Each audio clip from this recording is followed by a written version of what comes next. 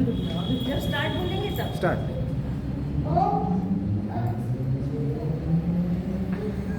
उसके पास बैठो।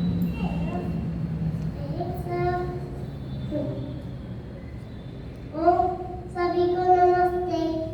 मेरा नाम आदित्य है। मैं आपको महाविद्यालय जय मंत्र सुनाऊंगा।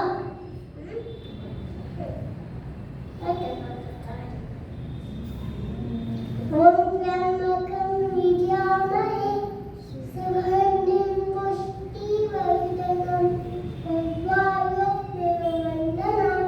नित्यमोक्षिवाम्यहम्। बहुत अच्छे, बहुत अच्छे, बहुत अच्छे। अब हमारे सामने आएंगे आयुष्मान, जो एक मंत्र सुनाएंगे।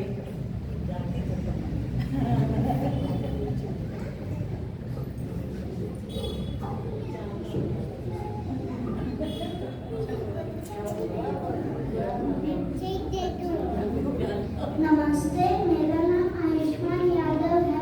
आज मैं आपको कुछ मंत्र और उनके अर्थ सुनाऊंगा। ओम भूर्भुवः स्वः तत्सवितुर्वरेण्यं भर्गो देवस्य धीमहि धियो यो नः प्रचोदयात्। तूने हमें उत्पन्न किया, पालन कर रहा है तू, तुझसे ही पालते प्राण हम, दुखियों के कष्ट हरता है तू। तेरा महान तेज छाया हुआ सभी सब सृष्टि की वस्तु में तू हो रहा है विद्यमान। तेरा ही धरते ध्यान हम मांगते तेरी दया। ईश्वर हमारी बुद्धि को तुझसे मार्ग पर चला, दाता हमारी बुद्धि को तुझसे मार्ग पर चला। ओम शानि देव सवितरुत्तानि परासुव यपथं तन्न आसुव। तू सर्वेश सकल सुखदाता शुद्ध स्वरूप दाता है, उसके कष्ट नष्ट हो जाते शरण तेरी जो आ जाए। सारे दुख मुझ व्यसनों से हमको नाथ बचा लीजिए। मंगल में गुण कर्म पर धारक कृपा सिंधु हमको दीजिए। धन्यवाद।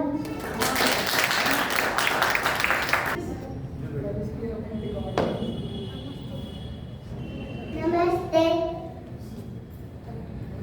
नमस्ते आप सभी को। मेरा नाम है आशा। मैं बोलने जा रही हूँ गायत्री मंत्र। मेरा नाम सुस्मित है। मैं गायत्री बोलने जा रहा हूँ। ओम भूर्भुवः स्वः तत्सवितुर्वरेण्यं भर्गो देवस्य धीमहि धियो यो नः प्रचोदयात्। Thank you. जोरदार ताली आशा और खुशी के लिए। आपके सामने आयुषी एक भजन प्रस्तुत करेंगी।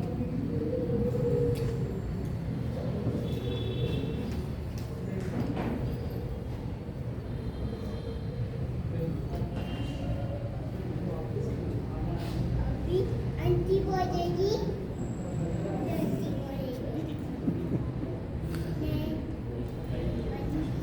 मेरा नाम आयुषी है और आज मैं आप सबके सामने स्वामी महर्षि दयानंद सरस्वती के ऊपर एक भजन प्रस्तुत करने जा रही हूँ।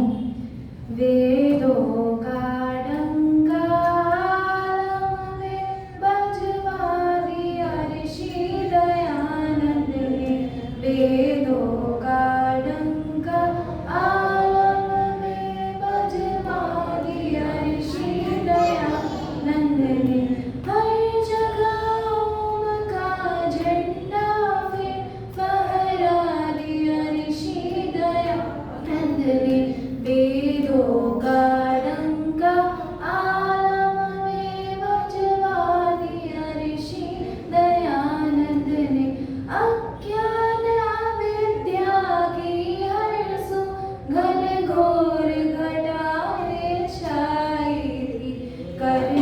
कष्ट उन्हें जग में प्रकाश फैला दिया। ऋषि दयानंद ने वेदों का डंका आलम में बजवा दिया।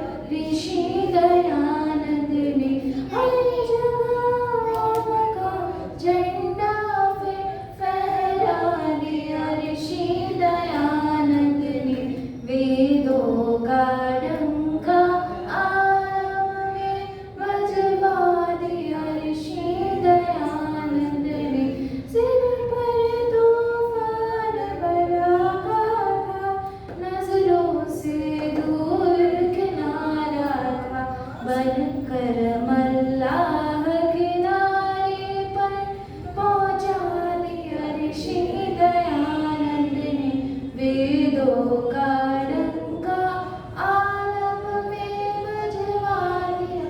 ऋषि दयानंद ने हर जगह उनका झंडा फहरा दिया। ऋषि दयानंद ने वेदों का डंका आलम में बजवा दिया। ऋषि दयानंद ने घुस गए लुटेरे घर बैठे, सब माल लूट कर ले जाते।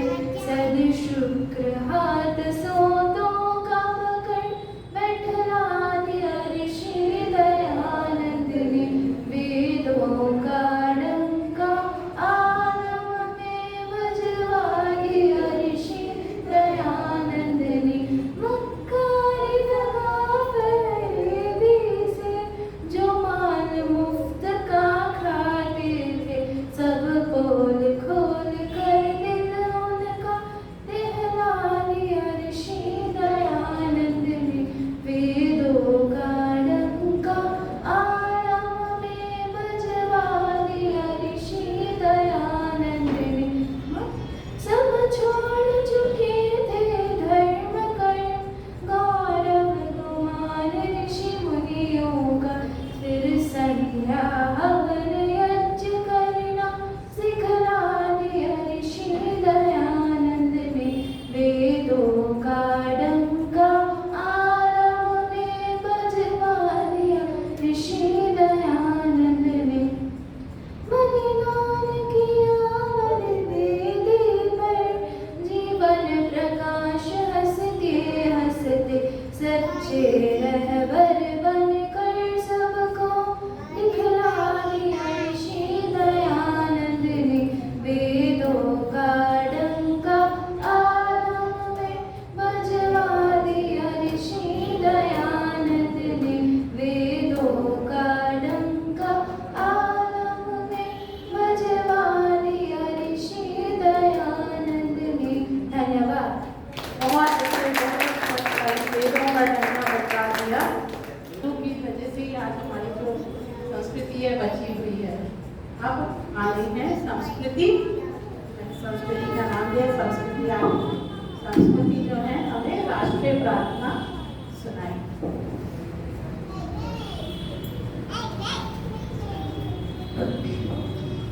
ओमा ब्रह्मन् ब्राह्मणो ब्रह्मवशसि जायताम् आराष्ट्रे राजन्यः सूर इषभ्यो अतिव्याधि महारथो जायताम् दोरितेनोरानन्मनसु सप्तिः पुरन्दरोषा विष्णुरजेष्ठः सभेयो युवस्य यजमानस्य वीरो जायताम् निकामे निकामेन पर्जन्यो पश्यतु फलवत्यो न ओषधयः पच्छन्ताम् योगक्षेमो नः कल्पताम्। धन्यवाद।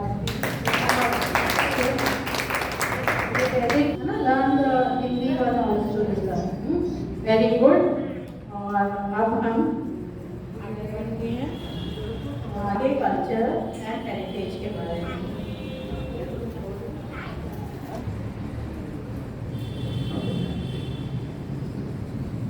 सभी को सादर नमस्ते। मेरा नाम वेदा है। Today we celebrate the precious freedom of our nation.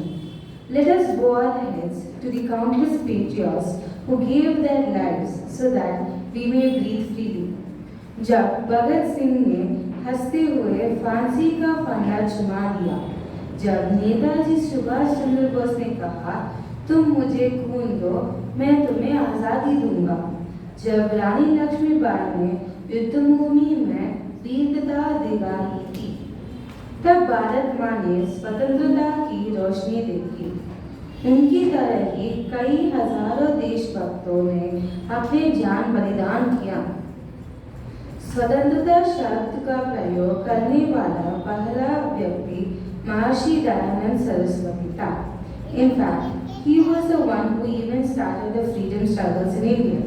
But India is not just the land of great patriots, it is also the land of eternal culture and unmatched heritage. Bharat has always been the guiding light for the entire world. हमारे शास्त्र कहते हैं वसुधैव कुटुंबकम, which means the entire world is one big family. Thousands of years ago, the entire world was struggling for knowledge. While India was way ahead of them, we were solving the stars. We were calculating, we were finding out the zero, we were chanting Vedas and were teaching Ayurveda and practicing yoga. In the Vedic era, life was deeply spiritual yet practical. People wore simple yet meaningful attires.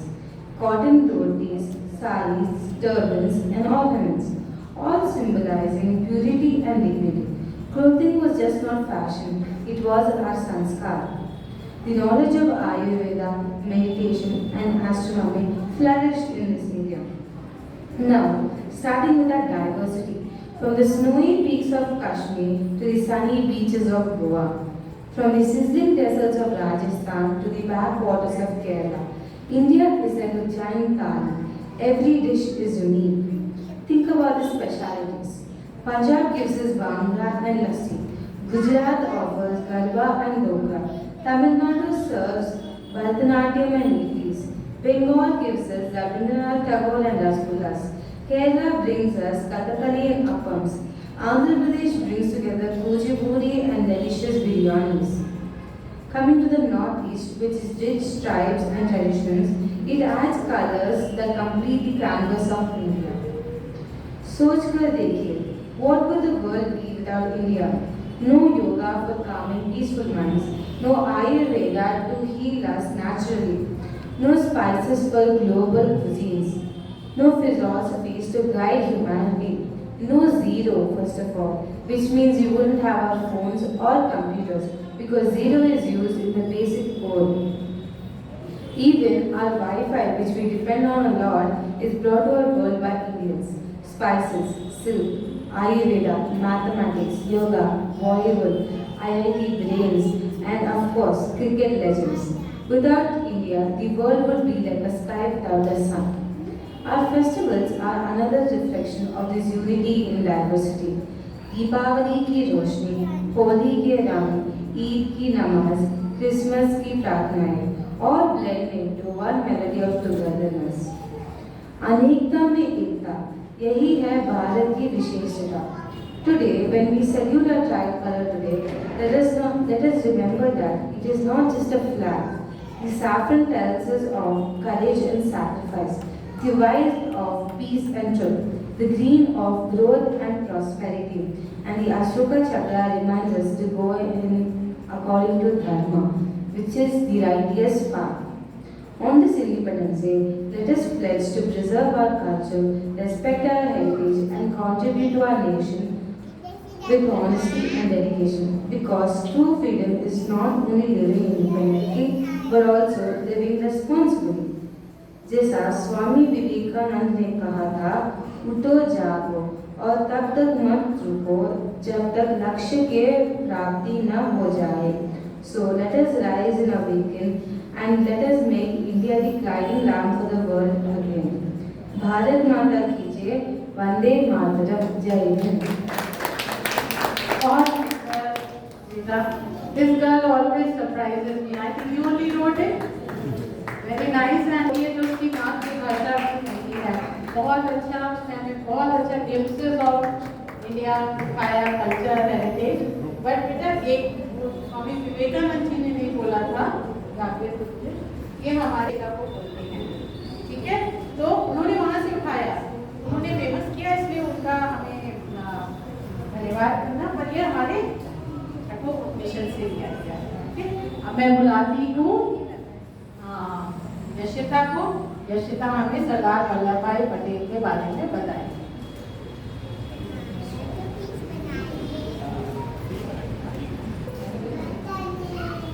सभी को सादर नमस्ते जी। मेरा नाम यशिता है और आज मैं आपके सामने भारत के लौह पुरुष सरदार वल्लभ भाई पटेल जी के विषय में कुछ बातें रखना चाहती हूँ। सरदार पटेल जी का जन्म 31 अक्टूबर 1875 को गुजरात के नडियाद नामक स्थान पर एक किसान परिवार में हुआ था। वे महान स्वतंत्रता सेनानी थे और हमारे देश के पहले उप प्रधानमंत्री और पहले गृह मंत्री थे। बचपन से ही उनमें दृढ़ इच्छा शक्ति, साहस और आत्मविश्वास झलकता था। वे कठिन परिस्थितियों में भी कभी हार नहीं मानते थे और हमेशा आगे बढ़ते रहे। वे एक कुशल वकील होने के साथ साथ अद्वितीय संगठनकर्ता और प्रशासक भी थे। देश की आज़ादी के बाद जब भारत अनेक रियासतों में बंटा हुआ था, तब पटेल जी ने अपने अद्भुत नेतृत्व और कूटनीति से 560 से अधिक रियासतों को भारत में मिलाया। यही कारण है उन्हें भारत का एकीकरणकर्ता भी कहा जाता है। आज भी जब हम एक मजबूत और अखंड भारत की बात करते हैं, तो उसके पीछे सरदार वल्लभ भाई पटेल जी की दूरदृष्टि और परिश्रम को याद करना चाहिए। उनकी दृढ़ इच्छा शक्ति और कठोर निर्णय लेने की क्षमता के कारण ही उन्हें लौह पुरुष की उपाधि मिली। वे हमेशा देश हित को सर्वोपरि मानते थे और व्यक्तिगत जीवन की अपेक्षा राष्ट्र के प्रति समर्पित रहते थे। आज़ादी के समय पंडित नेहरू और सरदार पटेल जी दोनों ही बड़े नेता थे। प्रधानमंत्री पद की दौड़ में कांग्रेस के अधिकांश प्रांतीय समितियों का समर्थन पटेल जी को मिला था। उन्हें 14 वोट मिले थे और नेहरू जी को केवल 1 वोट मिला था। यानी नेहरू जी से अधिक समर्थन उस समय पटेल जी के पास था। लेकिन उस समय कुछ परिस्थितियां ऐसी बन गई जिस कारण नेहरू जी प्रधानमंत्री बने। फिर भी सरदार पटेल जी ने एक राष्ट्रहित और सर्वोपरि रखा और अपना कर्तव्य पूरी तरह से निभाया। उन्होंने प्रधानमंत्री न बनकर भी पूरे दिल से देश की सेवा की। इतिहासकार मानते हैं कि यदि उस समय पटेल जी प्रधानमंत्री बने होते, तो भारत की आंतरिक और बाहरी नीतियां अधिक कठोर और व्यावहारिक होती। कश्मीर का मुद्दा आज भी भारत के सामने चुनौती बना हुआ है।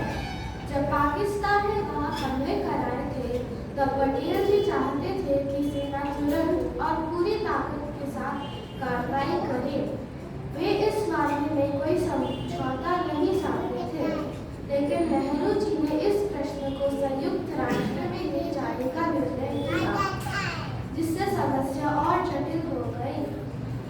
पटेल जी का मत था कि जैसे हैदराबाद और जूनागढ़ को दृढ़ नीति से भारत में मिलाया गया, वैसे ही जम्मू कश्मीर का प्रश्न भी सख्ती से हल करना चाहिए था।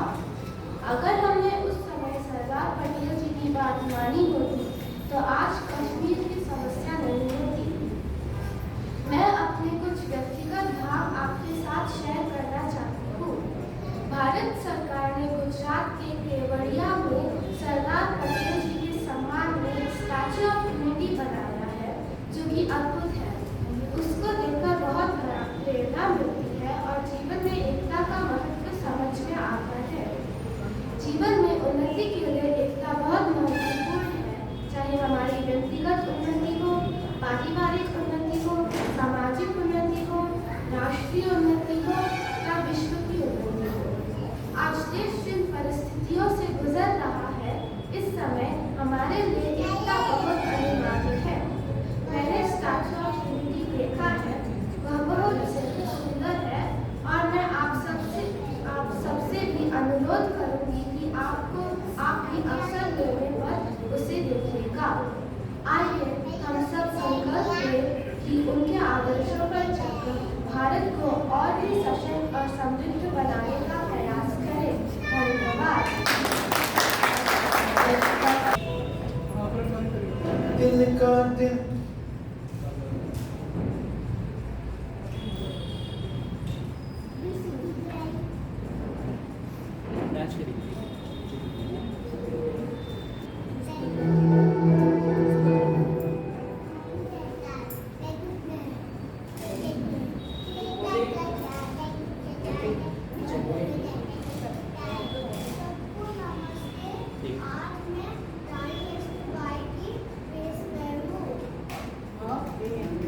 रानी लक्ष्मीबाई के वेश में है आराध्या।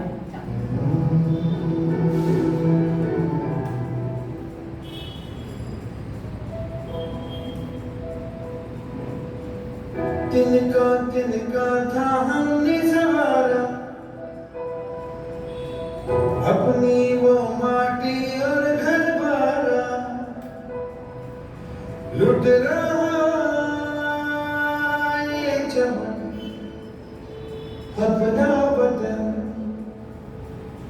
आंखों से अपनी लुट रहा ये चमन अपना वतन,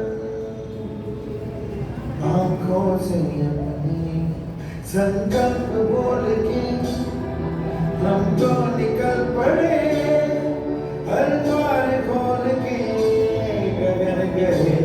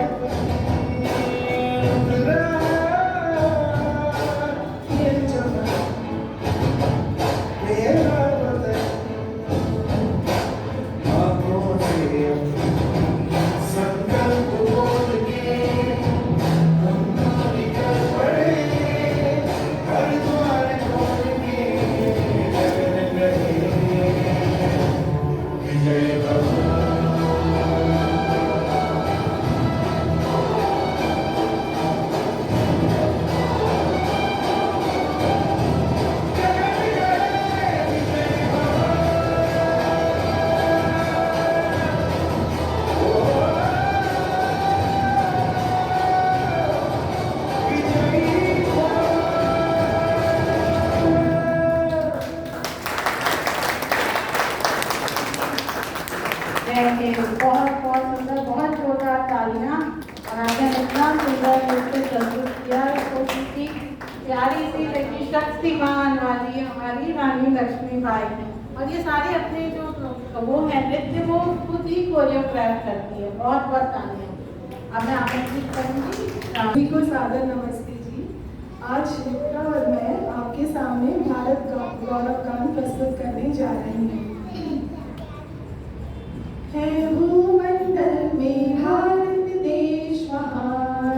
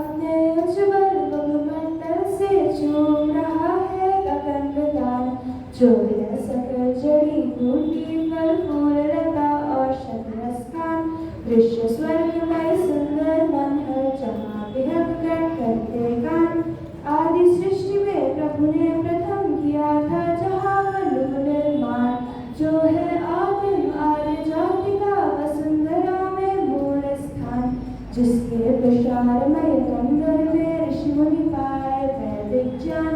मानसरोवर जीव जहाँ है झरनों की झरझरियता। शुभ्र हिमाचल से ही उतरे सुरसरी गौरव गान। है भूमंडल में भारत देश महान, है भूमंडल में भारत देश महान, है भूमंडल में भारत महान। भारत देश महान, भारत देश महान, भारत देश महान, आर्यावर्त महान। महाक्षेत्र फल विस्तृत धरणी पाया पद कृषि प्रधान मान। सभी भांति के अन्न फूल फल करती कोटि कोटि प्रदान। जिसमें सोने चांदी लोहे तेल कोयलों की है खान। बसंत ग्रीष्म सुवर्षा शरद हेमंत शिशिर ऋतुओं का स्थान। गौ गज कश्व सिंह खगनाग सकल पशुओं का है उद्यान। सोने की चिड़िया पारस मणि कहता जिसको सकल जहान। जिसकी गोदी में पलती है गोरे काले एक समान। यवन पारसी ईसाई भी जिसमें पाते हैं सम्मान। अनुभव जिसकी सुंदरता है कैसे करूं बखान। है भूमंडल में भारत देश महान, है भूमंडल में भारत देश महान, है भूमंडल में आर्यावर्त महान। भारत देश महान, भारत देश महान, भारत देश महान, आर्यावर्त महान। जानत जग काली दुर्गा से रणचंडी मर्दानी को। रमणी महाअहिल्या बाई झांसी की महारानी को। कौन नहीं जानत है पन्ना दाई राजस्थानी को। कौन नहीं जानत है पद्मावती महाक्षत्राणी को। कौन नहीं जानत है महासती पद्मिनी कहानी को। कृष्ण कुमारी हांडी रानी मैना की कुर्बानी को। वीरांगना झलकारी बाई लक्ष्मी बाई सयानी को। कमला सरोजनी लक्ष्मी नाथन सी देश दीवानी को। गार्गी मैत्रेयी सुधा को जानत सकल जहान। है भूमंडल में भारत देश महान, है भूमंडल में भारत देश महान, है भूमंडल में आर्यावर्त महान। भारत देश महान, भारत देश महान, भारत देश महान, आर्यावर्त महान। जहाँ ईश्वरीय ज्ञान वेद है ऋग यजु साम अथर्व महान। छह दर्शन छह शास्त्र सुब्राह्मण आरण्य गृह सूत्रादि बखान। निरुक्त शिक्षा कल्प व्याकरण ज्योतिष छंद ज्ञान सोपान। सांख्य योग वैशेषिक न्याय सुमीमांसा वेदांत विज्ञान। ईश केन कठ प्रश्न आदि है उपनिषदे आध्यात्मिक प्राण। रामायण महाभारत गीता ग्रंथ साहब काव्य पुराण। शतपथ गौपथ अष्टाध्याय मनुस्मृति है विद्या गुण खान। अर्थ धनुर्गंधर्व सुआयुर्वेद व वैदिक संहति ज्ञान। है सत्यार्थ प्रकाश भाग्य श्रुति संस्कार विधि गुण खान। है भूमंडल में भारत देश महान, है भूमंडल में भारत देश महान, है भूमंडल में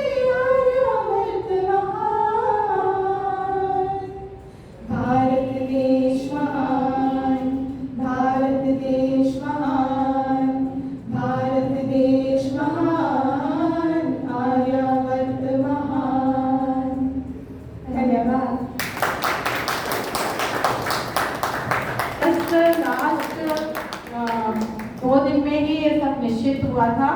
पहले तो बहुत एंट्री कम थी, तो सब बच्चों का बहुत बहुत धन्यवाद, पेरेंट्स का धन्यवाद कि जल्दी जल्दी उन्होंने आकर ये कार्यक्रम बनाया। अब बढ़ते हैं आगे।